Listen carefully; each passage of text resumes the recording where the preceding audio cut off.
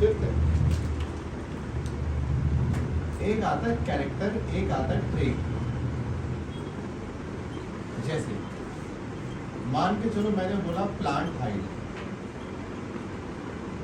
Plant height एक character में count होता है, लेकिन जो प्लांट के हाइट में जो आपको वैरायटी मिलती है कौन कौन सी, टॉल एंड ड्वार्फ, ये काउंट होते हैं ट्रेट में। मान के चलिए मैं आपसे कहता हूँ कि दो प्लांट है, दो प्लांट की समथिंग हाइट है, मैंने हाइट बोला सिर्फ, आपका डिफरेंस बता सकते हो दोनों में, मैंने सिर्फ हाइट बोला है। लेकिन अगर मैं आपसे बोलूँ कि ये प्लांट की हाइट टॉल है, एक की ड्वार्फ है, आप आसानी से डिफरेंस बता सकते हो कि सर एक प्लांट की हाइट बड़ी और एक की हाइट, यानी कैरेक्टर्स में डिफरेंस नहीं बताया जा सकता, सिर्फ ट्रेट में डिफरेंस बताए जाते हैं। जैसे प्लांट हाइट एक कैरेक्टर है, इसमें टॉल ड्वार्फ एक ट्रेट है। इस तरह से मान लीजिए मैंने बोला सीड का जो कलर है, सीड कलर माना जाएगा कैरेक्टर, इसमें जो येलो एंड ग्रीन जो है ये क्या माना जाएगा, ट्रेट।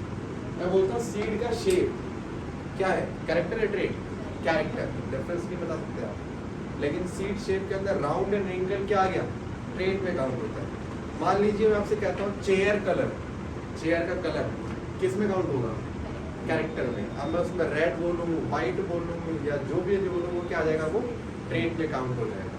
मैं कहता हूँ हेयर शेप या हेयर स्ट्रक्चर कैरेक्टर में, ऐसे में कर्ली स्ट्रेट बोल रही क्या हो जाएगा, ट्रेट में काउंट होता है। ठीक है, तो ये चीज़ रखना कि कैरेक्टर ट्रेट क्या होते हैं। बायोलॉजी में एक वर्ड आता है क्रॉस, क्रॉस का मतलब होता है, देखो प्लांट के केस में शादी करना नहीं बोलते अपन, कहते हैं क्रॉस हो रहा है। जब प्लांट के बीच में पॉलन ग्रेन का लेन देन हो उसको क्या बोलते हैं अपन, क्रॉसिंग फिनोमेना बोला करते हैं। तो दो प्लांट के बीच में होने वाली शादी को हम क्रॉस करना कहते हैं। अब मान के चलिए कि आप दो प्लांट की शादी करा रहे हो एक कैरेक्टर की स्टडी के लिए, आगे बढ़ो। अगर आप किसी प्लांट में सिर्फ एक कैरेक्टर की स्टडी कर रहे हो तो एक कैरेक्टर की स्टडी करने वाले क्रॉस को बोलते हैं मोनो हाइब्रिड क्रॉस। आगे मैं आपको सबका एग्जांपल देकर समझाऊंगा, अभी आप ये समझ लीजिए, अगर आप दो प्लांट में क्रॉस करा रहे हो सिर्फ एक कैरेक्टर को स्टडी करने के लिए, उसको बोलेंगे मोनो हाइब्रिड। लेकिन अगर आप दो कैरेक्टर की स्टडी करा रहे हो प्लांट में तो इसको क्या बोलेंगे, डाई हाइब्रिड क्रॉस।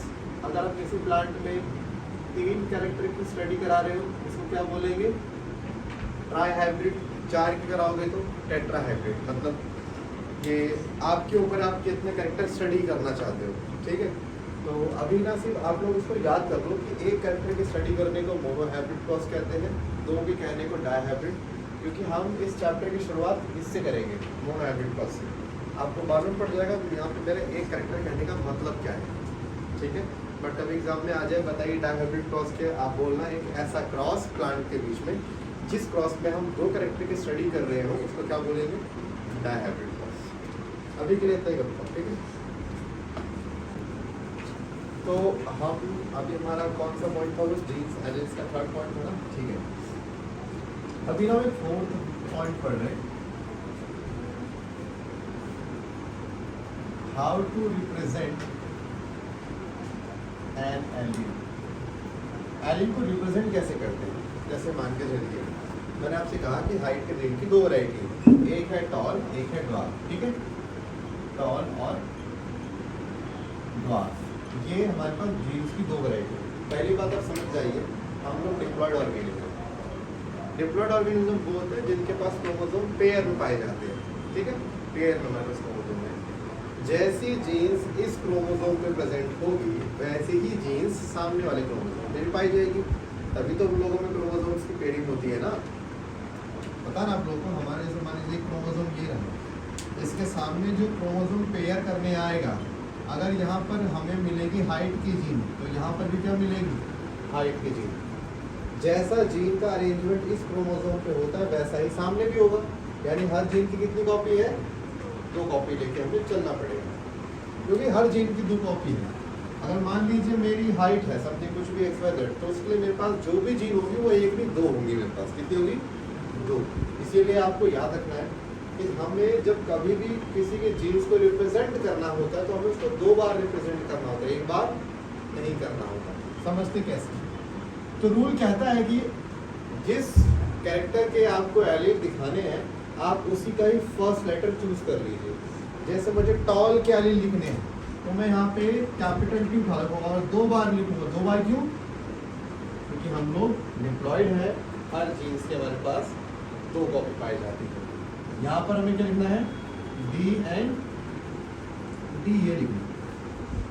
अब मेरे को इतना पता है capital T, capital D and capital D दोनों सेम जीन की वैरायटी है, और वो किसकी वैरायटी है? ये हाइट की वैरायटी है। यस और नो? आगे यानी मैं कह सकता हूँ कि दोनों सेम जीन की है। अच्छा एक बात और, ये लेते हैं केस 1। मैं आपको एक केस और दिखाता हूँ, केस 2। मैं आपके ऊपर पता क्या चेंज करूंगा?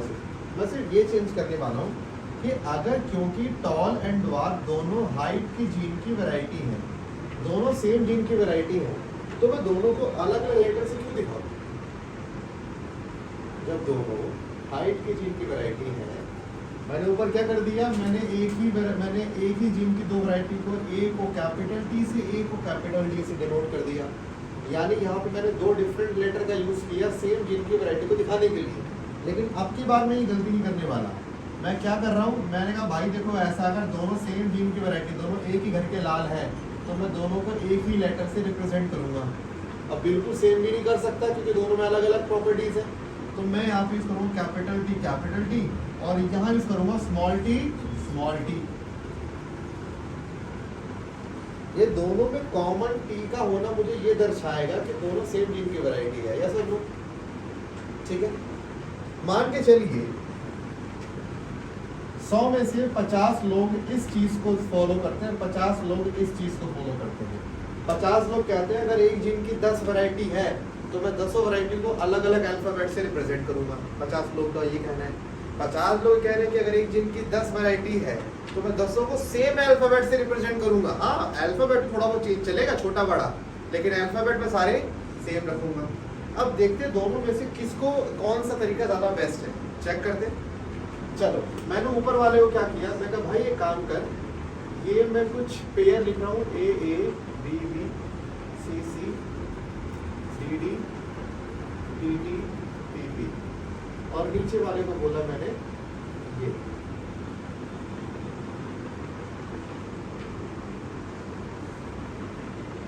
ठीक है, फोन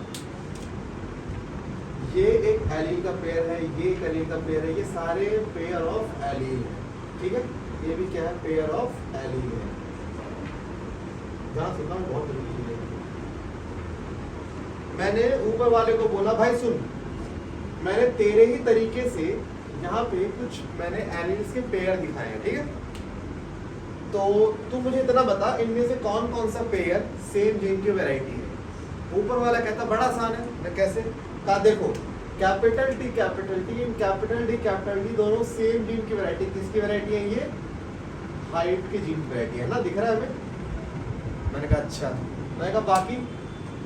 कह रहा बाकी का मुझे पता है। मैं कहा बाकी बता ना, क्या ये दोनों सेम जीन की वैरायटी है या ये दोनों सेम जीन की वैरायटी है, ऐसा कुछ बताओ। कह रहे नहीं आप बताओ, पहले बताओ, कैरेक्टर बताओ। मैं बता कुछ नहीं रहा हूँ, तू बता इतने में कि कौन कौन सा पेयर सेम जीन की वैरायटी रिप्रेजेंट कर रहा है। तो वो मेरे से पूछा पहले आप बताओ कैरेक्टर। मैं कहा मैं नहीं बता। एक बार नीचे आए, नीचे वाले को मैंने कुछ नहीं बताया, कुछ भी नहीं। वो क्या कह रहा है? ये एक जीन की वैरायटी, ये एक जीन की वैरायटी और एक जीन की। मैंने बताया इसको, मैंने पता इसने सॉल्व कैसे कर लिया? इसने एक सिंपल सा काम किया हुआ था कि सेम जीन की वैरायटी को सेम अल्फाबेट से रिप्रेजेंट कर दो, तो जो सेम अल्फाबेट है वो सेम जीन की वैरायटी। लेकिन इसने ऐसा कुछ किया ही नहीं। इसने एक जीन की सारी वैरायटी को अलग लेटर से रिप्रेजेंट कर लिया।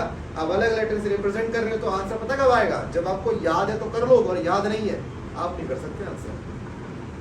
तो मैं आपसे पूछता हूँ कि एक जीन की वैरायटी को हमें डिफरेंट लेटर से बताना चाहिए, सेम लेटर से? सेम लेटर से रिप्रेजेंट करना चाहिए। ऐसे केस में अगर आपको आंसर नहीं पता, खुद निकाल लोगे सेम जीन की वैरायटी है या नहीं। यकीन ना हो, अभी देखो आंसर खुद निकालोगे आप।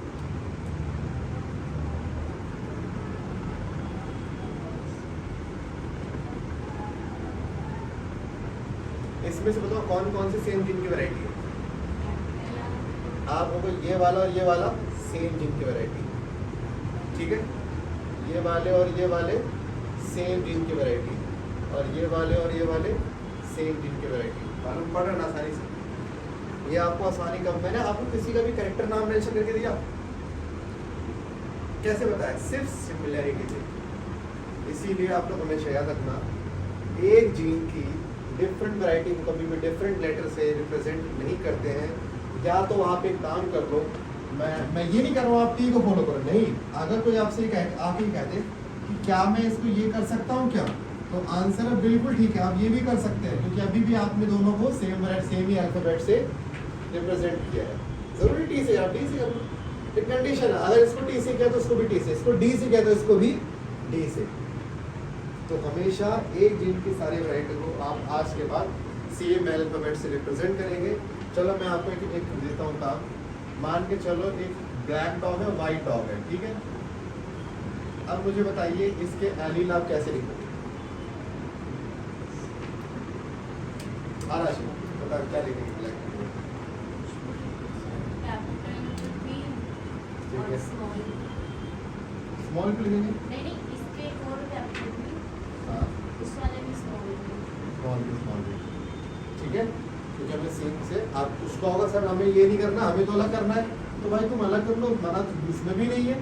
तुम चाहो तो ये कर लो, ये भी तुम्हारा ठीक है, दोनों ठीक है, ठीक है। ये क्यों बता रहा हूँ पता है क्या है? कई बार ना ऐसा हो, जैसे मैंने टॉल में लिख दिया टी, यहाँ लिख दिया मैंने डॉग में लिख दिया टी।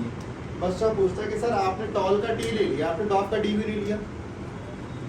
तो भाई मेरा अगर मैं डी ले लेता ना, कंफ्यूजन में मर जाते। तो कंफ्यूजन ना हो इसलिए सबसे सिंपल क्या रखा गया, तो भैया सेम वैरायटी को सारी वैरायटी को सेम अल्फाबेट से रिप्रेजेंट कर दो, कहानी खत्म। अगर मान के चलो हाइट में एक तीसरा कैरेक्टर और आ जाता, उसको भी हमें रिप्रेजेंट किससे करना होगा? टी से, है ना। अगर मान के चलो कि एक जीन में जैसे हमने कहा 3 वैरायटी आ गई, आपने को दिखाया कैपिटल टी से, को दिखाया स्मॉल टी से, इसको कैसे दिखाओगे? तो कंडीशन तो वही है, दिखाना सेम टी से ही है। तो यहाँ पे आप कर्सिव वाला टी बनाते, मान के चलो एक और आ गया फोर्थ, फिर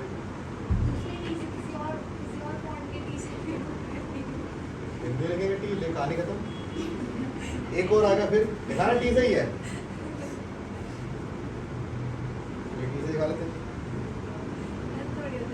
नहीं बता रहा हूँ मैं आपको, दिखाना टी से, मतलब कहने वाला सारी आपको सेम ही लेटर यूज करने, अलग अलग फॉर्म यूज कर लो चलेगा, लेकिन लेटर सारे सेम होने चाहिए। तो एक काम करो, पहले आप इतना दिखाओ।